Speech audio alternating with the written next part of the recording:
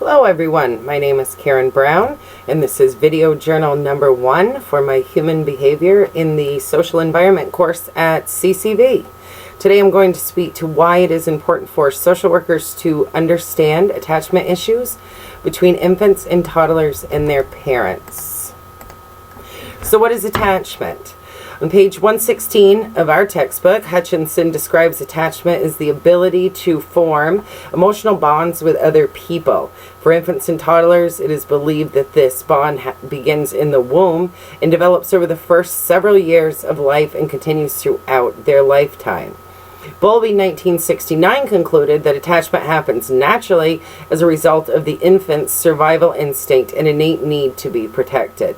It was interesting, though, to learn that through this instinct, an infant actually initiates the attachment process. Our text states mother, but I'm going to say caregivers, and so it strengthens the caregiver's behavior, which will strengthen the bond. But what happens if the caregiver's behavior does not strengthen the bond? It's obvious from the reading this week and some additional research that I did that this relationship will and can impact a child's future mental, physical, social, and emotional health. So early research that I found that had been done by Bowlby in 1958 identified attachment as playing a vital role in a few different areas. First being the formation of the brain structures and organization of the nervous system, their language development, attaining a full intellectual potential, and even acquiring a conscience. So then what happens is when there is an insecure attachment or no emotional bonding. Ainsworth and Bowlby both believed that attachment develops despite adverse care, repeated punishment, and abuse from attached figures. So despite any of these negative influence or consequences, they will develop an attachment regardless. However, this can have a severe impact on the lives of those that have been affected by this type of behavior. As stated by Gerhardt 2004, he had concluded that the lack of emotional bonding can lead to underdevelopment of the part of the infant's brain that is directly responsible for allowing social relationships to form.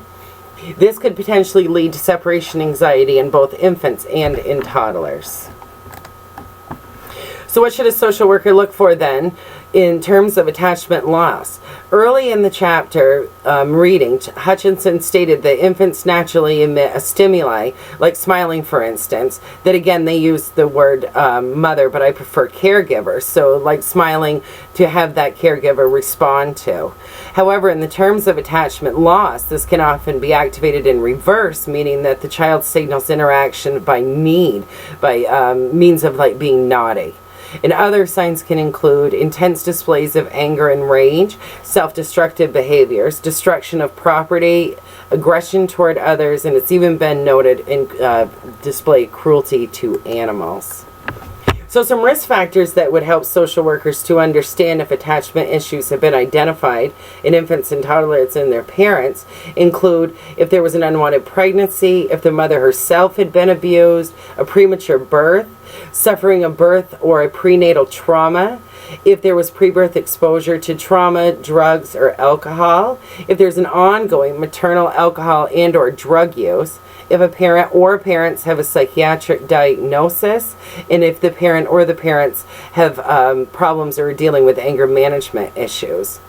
There could also be significant issues if there had been a family trauma, such as a death or a divorce, prolonged hospitalization of the child, forced removal from a neglectful or an abusive home.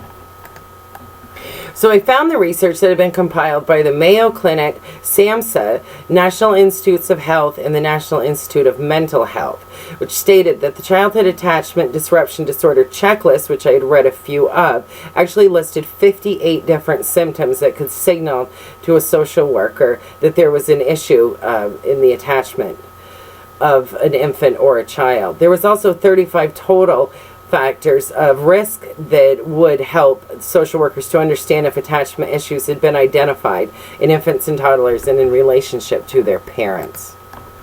So in closing, I conclude that the reasons why it is important for social workers to understand attachment issues between infants and toddlers and their parents is because it's the only way they'll be able to effectively intervene in these situations and to help provide information and education to the parents and the children in order to promote new healthy behaviors for them to be able to use in the future.